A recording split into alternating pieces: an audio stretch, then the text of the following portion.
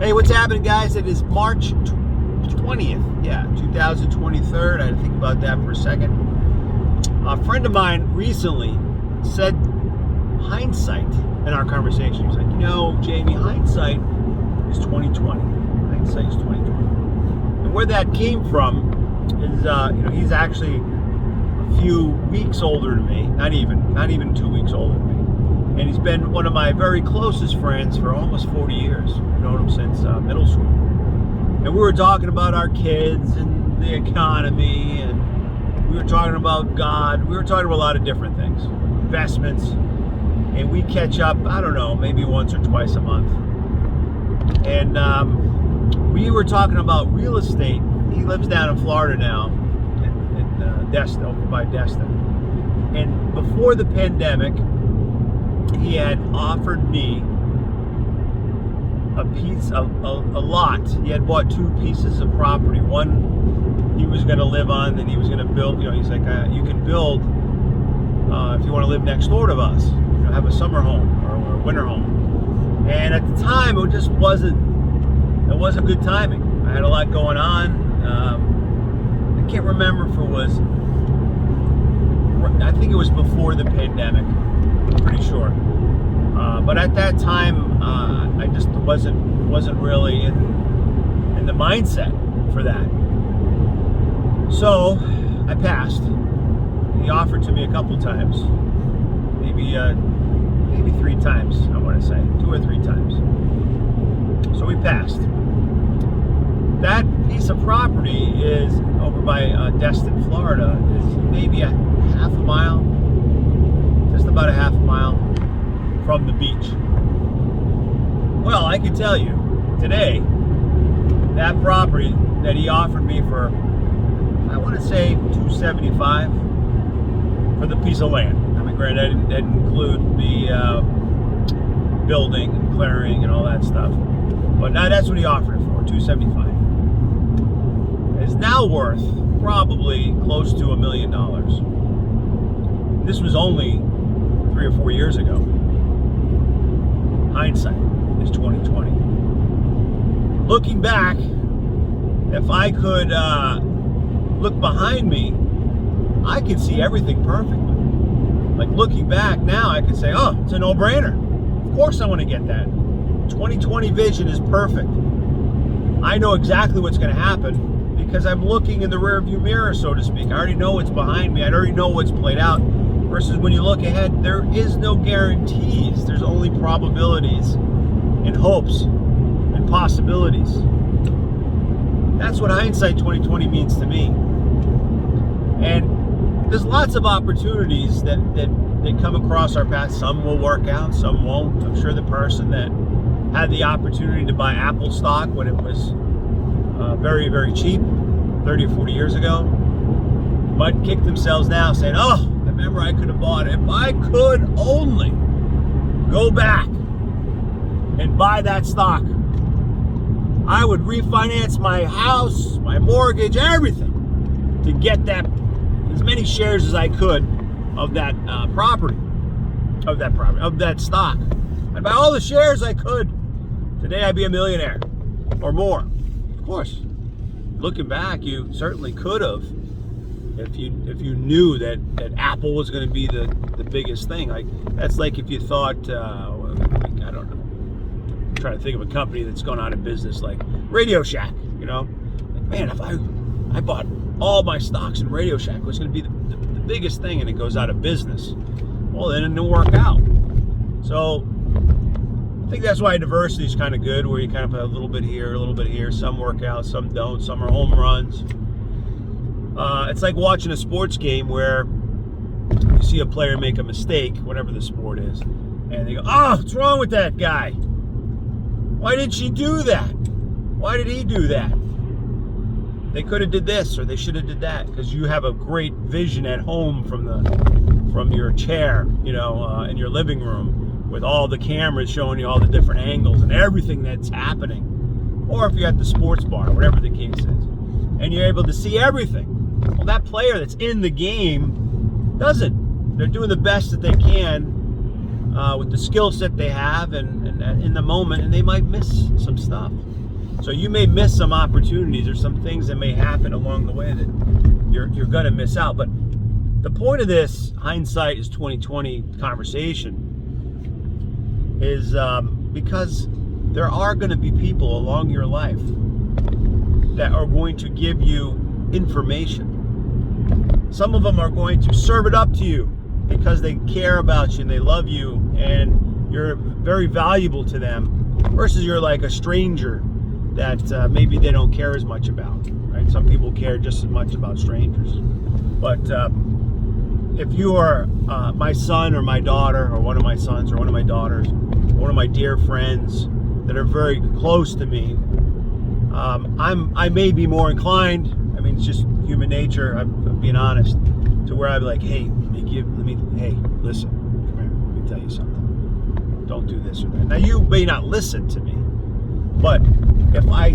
told you that, or vice versa, if it was you telling your beloved one, right, your dear one, hey, listen, do this or that, or hey, you should go this way or that way, it's because you already saw it. You already know how it's going to play out.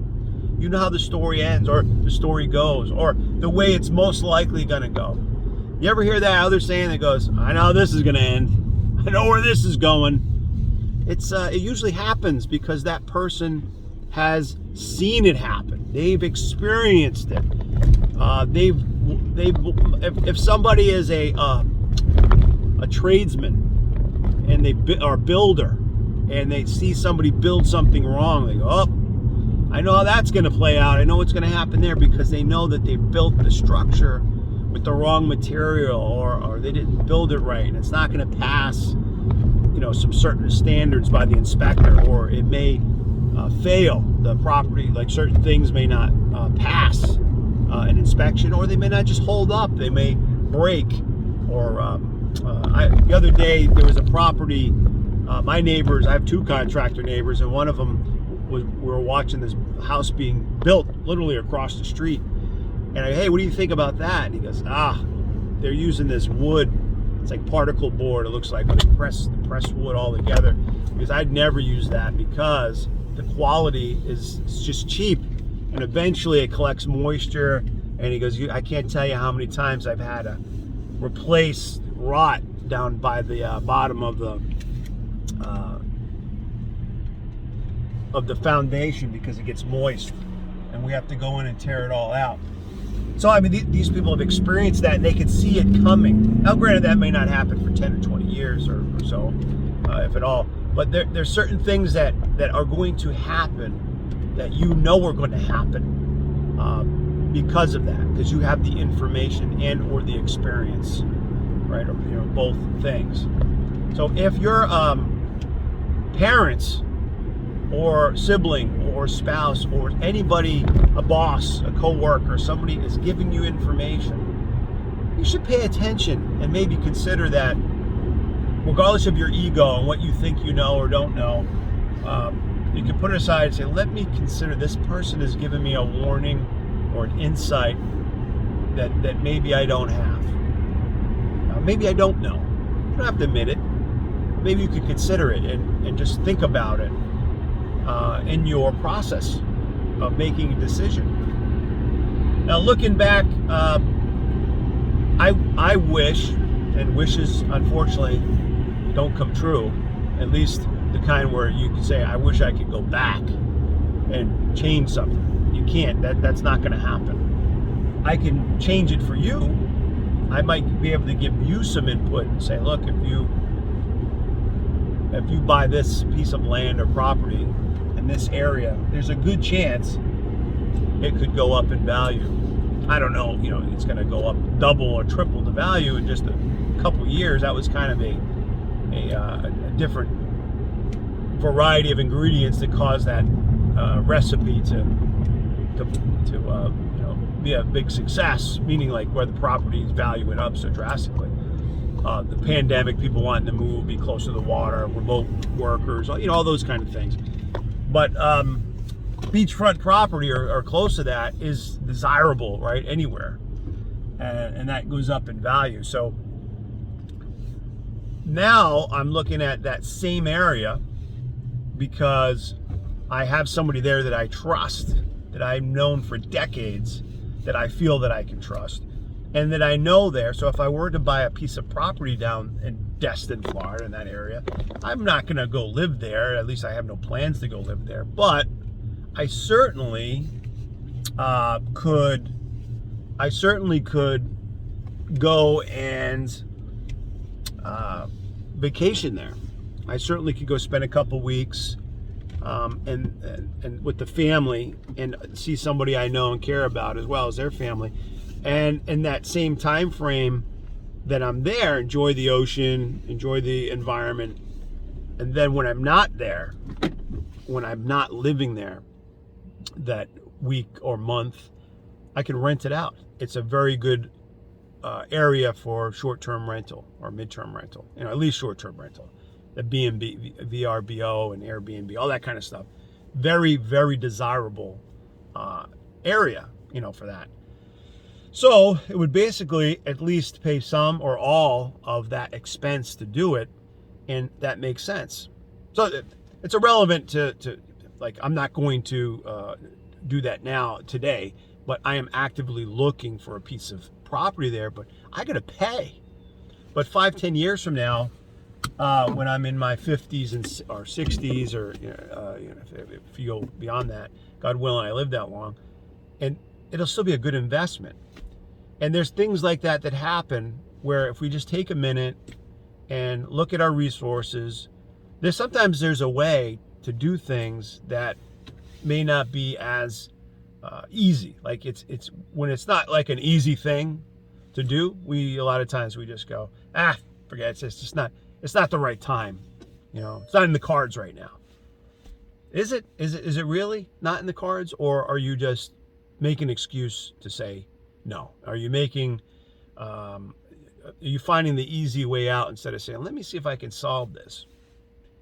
I'll finish with the cold shower analogy.